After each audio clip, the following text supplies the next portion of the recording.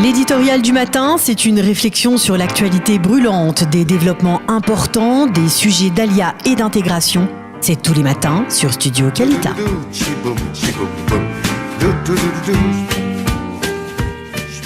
Et l'invité de cette dernière partie d'actualité sur Studio Qualitas, c'est Joël Abadi, qui est acteur et qui est avec nous ce matin, qui nous fait le plaisir d'être avec nous ce matin. Bonjour Joël, merci d'être avec nous. Bonjour Olivier, ravi de vous avoir au nouveau au téléphone. Très heureux de vous retrouver aussi. Joël, alors on se connaît personnellement depuis longtemps, puisque on vous a déjà vu dans la pièce Dreyfus, puisque cette pièce avait déjà été produite ici en Israël il y a quelques années.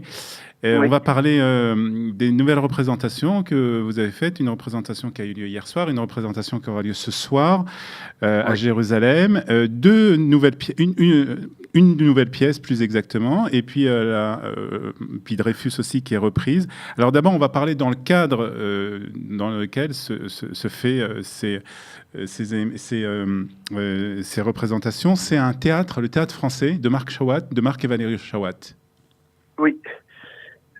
Alors, donc Marc et Valérie Chawat qui ont fait leur ALIA ont eu l'idée de venir présenter des pièces francophones en Israël avec des thématiques particulièrement récurrentes sur des sujets qu'on retrouve dans Oui et moi Alfred Dreyfus, donc des thématiques historiques, engagés et qui opèrent un devoir de mémoire pour sensibiliser sur des questions qui reviennent à l'ordre du jour.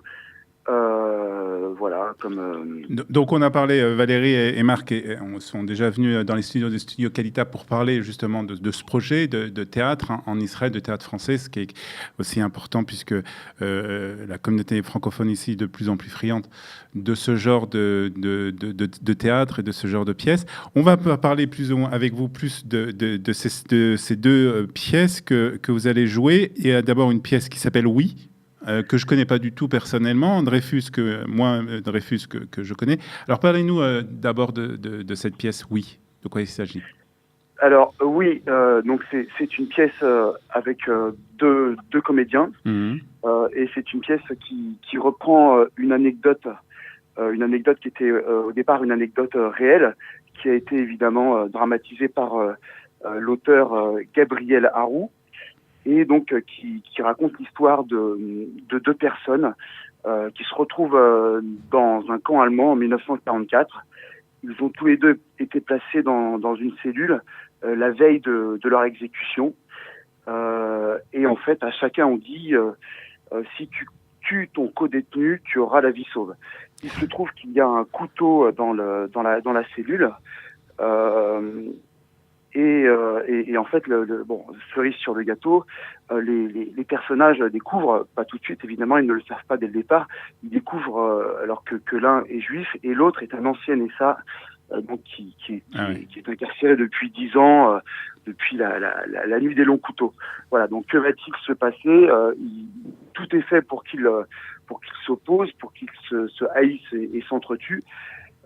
Mais il va y avoir d'autres choses qui vont se passer. Donc, cette pièce se passe pendant toute la nuit, je suppose, et on ne va pas raconter la fin, bien entendu, pour que les éditeurs aillent vous voir au théâtre. Voilà.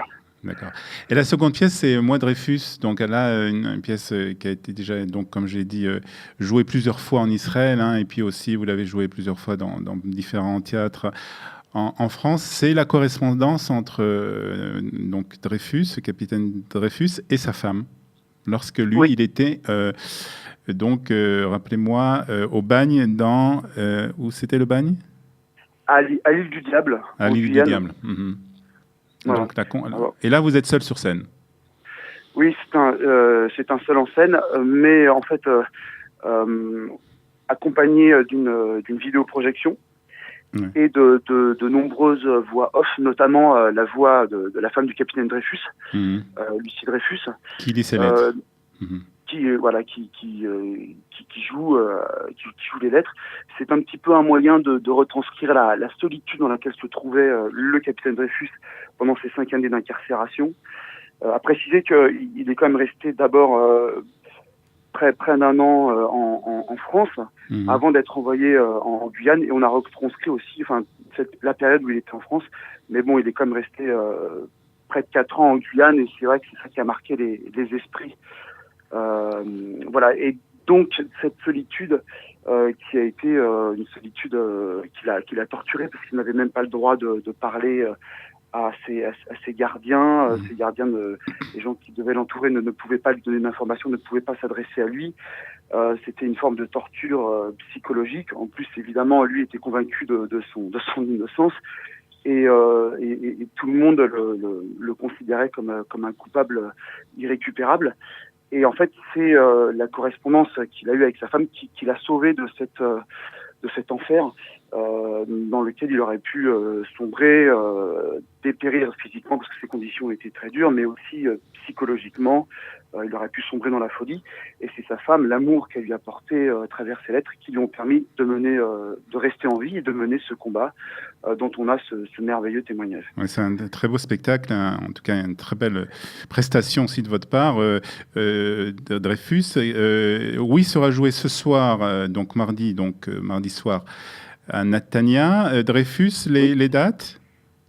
Alors, les dates, Dreyfus, donc ce sera dimanche prochain, dimanche 17 décembre, à Neve Tzedek, au théâtre Inbal.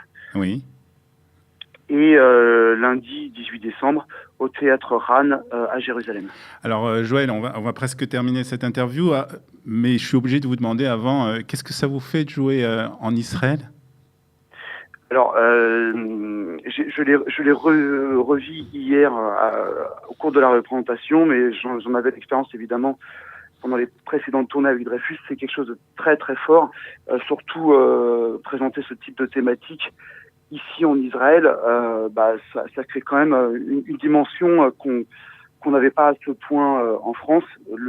La rencontre avec le public, on sent le public à la fin de la représentation, au moment des applaudissements, mais même pendant la représentation, on sent qu'il y a vraiment un partage autour de choses fondamentales et qui est extrêmement émouvant. Voilà. Vous avez du plaisir à jouer ici, donc ? Et énormément. C'est du plaisir, mais il y a aussi quelque chose qui vous transcende un petit peu, en fait. Il y a une forme de spiritualité que moi j'ai retrouvée, notamment à Jérusalem, mais pas que, et que là on touche du doigt aussi pendant ces représentations, en allant vers ces thématiques qui sont particulièrement sensibles ici, étant donné l'histoire de ce pays. Formidable, Joël. On est très heureux en tout cas de vous revoir ici en Israël pour ces représentations. On aura, je suis sûr, l'occasion de se rencontrer très prochainement pour en parler encore plus. Je vous souhaite bonne chance, et bonne chance aussi à Marc et à Valérie pour ce théâtre français, donc avec ces représentations. Un numéro de téléphone ou un site pour réserver ce que vous avez une idée? Alors, un numéro de téléphone pour réserver... 054 310 50 56. 054 310 50 56. Et un bonjour à Marc que j'entends derrière. Merci Joël, et à très bientôt, j'espère. Merci beaucoup. À bientôt. C'est la fin de cette émission, donc, puisque, comme vous le savez, la dernière partie a été enregistrée pour nous permettre d'assister à nous aussi aux obsèques de José Eisenberg qui ont lieu actuellement même au cimetière de Jérusalem, à Givat Shaul. Merci de votre attention et à très bientôt sur Studio Kalita.